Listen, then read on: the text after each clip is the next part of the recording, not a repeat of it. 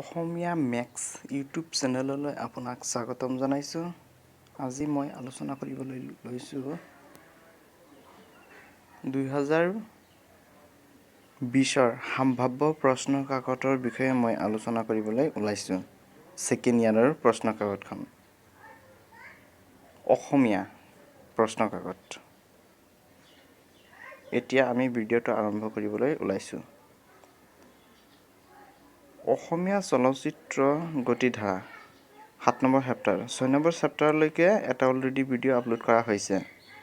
সেইটো আপোনালোকে অসমীয়া মেক চেনেলত গৈ আপোনালোকে চাব পাৰে বা আপুনি চাৰ্চ কৰিব পাৰে ইউটিউবত অসমীয়া প্ৰশ্ন কাকত বুলি চাৰ্চ কৰিলেই পাই যাব, বা এইচএছৰ এক্সামৰ প্ৰশ্ন কাকত বুলি চাৰ্চ কৰিলেই পাই যাব আপোনালোকে।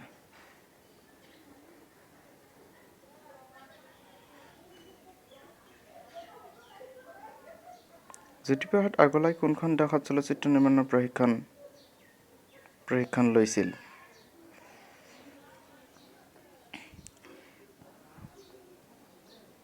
ভৱেন্দ্ৰ শইকীয়াই পৰিচালনা কৰা 3খন কথাছবিৰ নাম লিখা।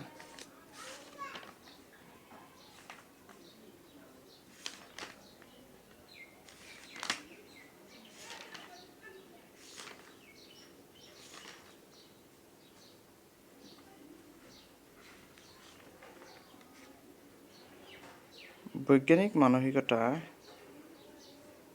কিদৰে বুজিব পাৰোঁ প্ৰবন্ধটোৰ লেখকৰ কোনখন গ্ৰন্থৰ পৰা লোৱা হৈছে?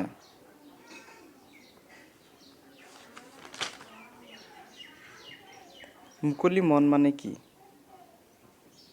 বৈজ্ঞানিক মানসিকতাই সমাজৰ প্ৰগতি কেনেদৰে অৰিহণা যোগাব পাৰে? খুব ইম্পৰ্টেণ্ট কুৱেশ্যন সেইবিলাক অহাৰ সম্ভাৱনা বেছিকৈ থাকে। আৰু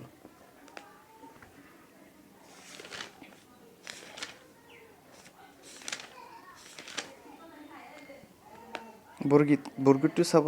তাৰ পৰা কোনখন গ্ৰন্থক মাধৱদেৱে সাহিত্যিক জীৱনৰ কীৰ্তিস্তম্ভ বুলি কোৱা হয় এইটো চাব। আৰু বৰগীত কাক বোলে বৰগীতৰ বিষয়বস্তুসমূহ কেইটা ভাগত ভাগ কৰা হৈছে এইটো চাব। সেইকেইটা চাব। তাৰপিছত চাব সপুৰ শিৰভূষণ বুলি কোনে কাক আৰু কিয় কৈছে সেইটো চাব। সেইটো বহুতবাৰ অহাৰ সম্ভাৱনা আছে আৰু আহিয়ে থাকে মাজে প্ৰায়। মফিজুদ্দিন আহমেদ হাজৰিকা মৰণোত্তৰকালত প্ৰকাশিত গ্ৰন্থপুথিখনৰ নাম লিখা এইটো আহিব পাৰে, বা বিশ্বখনিকৰ কোন শ্ৰেণীৰ কবিতা এইটো আহিব পাৰে। সপুৰ শিৰৰ ভূষণ সত্ৰ ৰজ তমু গুণ কি বুজাইছে লিখা সেইটো চাব, ইম্পৰ্টেণ্ট আছে। আৰু এটা ইম্পৰ্টেণ্ট আছে ব্যাখ্যা। তেৱেই কাম তেৱেই কৰ্মী তেৱেই কাৰিকৰ নিশ্চয় তেৱেই বিশ্বখনিকৰ। প্ৰসংগ সংগতিৰ দ্বাৰাই ব্যাখ্যা কৰিব লাগে। সেইটো অহাৰ সম্ভাৱনা বেছি। আপোনালোকে চাই ল'বা। মিলন নলিনীবালা দেৱী কবি। নলিনীবালা দেৱীক কি কবি ৰূপে জনা যায়? বা তেওঁৰ আত্মজীৱনীখনৰ নাম আহিব পাৰে। নলিনীবালা দেৱীয়ে ৰচনা কৰা 2খন জীৱনীৰ নাম লিখা। জীৱনীবিলাক এইবিলাক আহিয়ে থাকে। কবিতা পুথি জীৱনী এইবিলাক আহে বেছি। জনতা আহ্বান। জ্যোতিপ্ৰসাদ আগৰৱালাৰ কবিতা পুথিখনৰ নাম লিখা।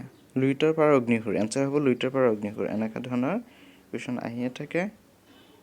এনেকুৱা ধৰণৰ অহাৰ সম্ভাৱনাটো বেছি। আপোনালোকক জাষ্ট কেইটামানহে চিলেক্ট কৰি আপোনালোক দেখুৱাইছে, যাতে পঢ়াত কিছুমান আকৌ পৰীক্ষাৰ 1 মাহ 2 মাহ আগত পঢ়ে, তেওঁলোকে এনেকুৱা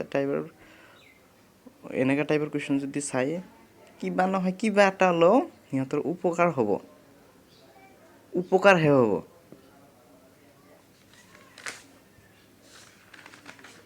আৰু এইটো অহাৰ সম্ভাৱনা বেছি থাকে। আজি সুন্দৰ পূজা থাপনাত যাচিবি সৰু পোচাৰ কি বুজাই লিখা। এনচাৰটো দেখাই দিছে।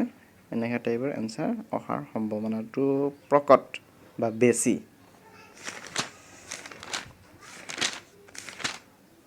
কাঠমিস্ত্ৰী ঘৰ পাই গ'লো এতিয়া। কাঠমিস্ত্ৰী ঘৰ হ'ল কবি ধীৰেন্দ্ৰ চন্দ্ৰ দত্তৰ এখন কবিতা পুথিৰ নাম লিখা। এইটো এনচাৰ হ'ল অভিযান। এনেকুৱা ধৰণৰ কুৱেশ্যন চাব বেছিকৈ আহে।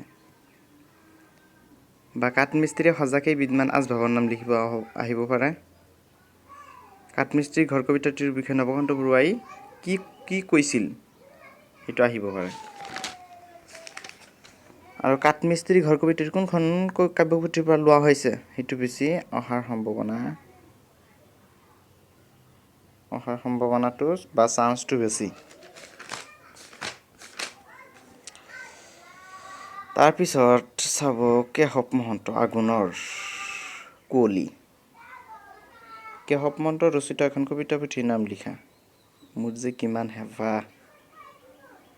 কেশৱ মহন্তই কোনখন আলোচনী প্ৰথমতে কবি হিচাপত আত্মপ্ৰকাশ কৰিছিল? জয়ন্তী। তাৰপিছত চাব পাৰে কেশৱ মহন্তৰ কবিতা পুথিখনৰ নাম লিখা। আমাৰ পৃথিৱীৰ আগন্তুক। কিছুমানে ভাবিব এনেকুৱাকৈ ভিডিঅ' বনাইছে, আপলোড দিছে, তাৰ পৰা কি লাভ হ'ব? যি খৰচী মাৰি কেইটামান কুৱেশ্যন দেখুৱাইছে। আপোনালোকে এটাই কথা ক'ব পাৰোঁ, কিবা নহয় কিবা এটা উপকাৰ হ'ব এই কুৱেশ্যন কেইটাৰ পৰা।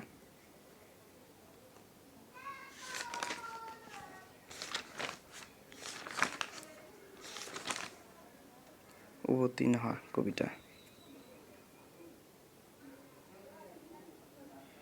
তামি কৰা শব্দটোৰ অৰ্থ সেইটো চাব, এইটো কিন্তু কেইবাৰ আহিছে।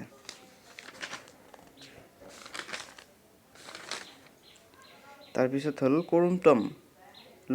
নিৰ্মল পৰা বৰদলৈ প্ৰথম কবিতা পুথিখনৰ নাম লিখা। বনফৰিঙৰ ৰং এনচাৰ। কৰুণতম কোন শ্ৰেণীৰ কবিতা এইটো আহিব পাৰে। তাৰপিছত কৰুণতম বা শোভা শব্দ দুটাৰ অৰ্থ লিখা বহুতবাৰ কিন্তু আহিছে, অহাৰ সম্ভাৱনাটো আৰু বেছি। তাৰপিছত মূল্যবোধৰ পৰা ৰাষ্ট্ৰীয় শিক্ষা আৰু গৱেষণা শিক্ষণ পৰিষদে কিমানটা মূল্যবোধ চিনাক্ত কৰিছে সেইটো আহিব পাৰে। এনচাৰ হ'ব 84টা। তাৰপিছত হ'ব আদৰ্শবাদী দাৰ্শনিকসকলৰ মতে মূল্যবোধ কেইটা আৰু কি কি? মূল্যবোধ 3টা। সত্যম শিৱম আৰু সুন্দৰম মূল্যবোধ 3টা। আৰু মূল্যবোধ সম্পৰ্কে তোমাৰ ধাৰণা আছে মোক ব্যক্ত কৰা, এটা সম্ভাৱনা বেছি। নৈতিক শব্দ ইংৰাজী প্ৰতিশব্দ কি? মূল্যবোধ সমাজত প্ৰচলিত শিক্ষা দিশটোক সামৰি কোনবোৰ দিশক সামৰি লয়?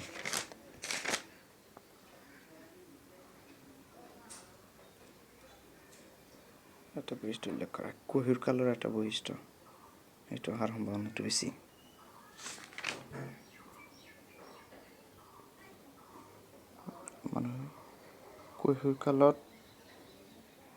কৈশোৰ কালত মানসিক শক্তিৰ বিকাশ কিদৰে হয় সেইটোও চাব। তাৰপিছত আৰু এটা বহুতবাৰ আহিছে এইটো কুৱেশ্যন।